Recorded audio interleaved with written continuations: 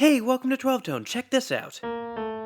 This little melody is known as the Bach Motif, and it's been used for centuries as a tribute to one of Western music's most famous composers, including many times by Bach himself. But it does more than just reference him, it actually spells out his name.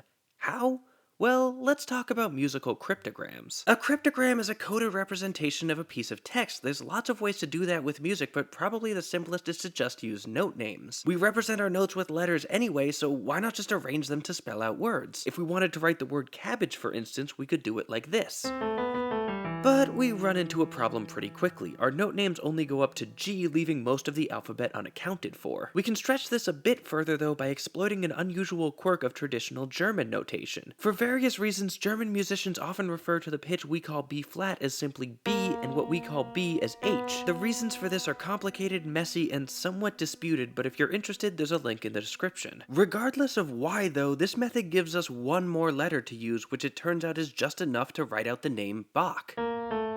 From there, though, we have to get creative, and one common source of extra letters is solfege, another system of note names that assigns a unique syllable to every pitch. You're probably already familiar with it. This is that do-re-mi stuff that Julie Andrews was singing about, and we can pilfer it to give us more sounds. For example, we could code the name Mila like this, literally mi-la. Or we can just steal their consonants using re for R and T for, well, T. We can even combine these methods like in Shostakovich's Symphony No. 10, where he encoded his pupil Elmira's name like this. After that, we just kind of start grabbing random things that we can pretend are letters, and it turns out German notation has our back again here. Where we would say flat, German musicians instead add an ES to the end of the note, so C flat would be ses, D flat would be des, and E flat would be S, which sounds remarkably similar to the letter S. This device was used by Dmitri Shostakovich to encode his own abbreviation, and by many composers to spell out Paul Sacker's name as a tribute on his 70th birthday. If you try hard enough, you can probably find a few more, but this has all been a pretty ad hoc process. We've tossed a bunch of systems together to try and ring out letters wherever we can find them. This hodgepodge technique is often called the German method, and there is another way. In the French method, we start by writing out the 7 note letters, then the next 7 letters below them, then the next 7, then the last 5. Now each note represents any of the letters in its column, so if I wanted to write out my name, I'd start with a C,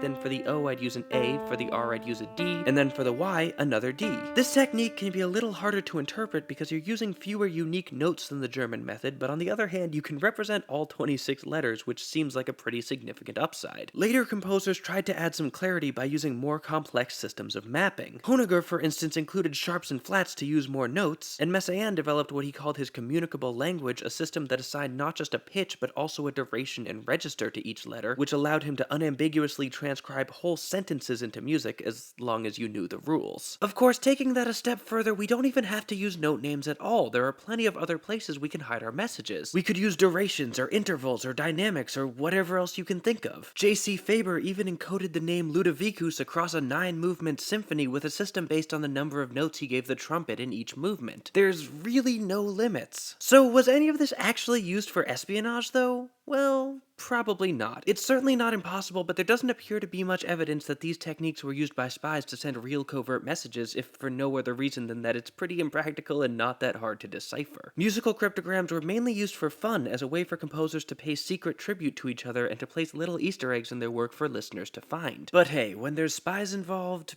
you never know. Anyway, thanks for watching. If you want to help make these videos possible, please consider supporting 12 Tone on Patreon. You can also join our mailing list for scans of all our episodes. Like, share, comment, subscribe, and keep on rockin'.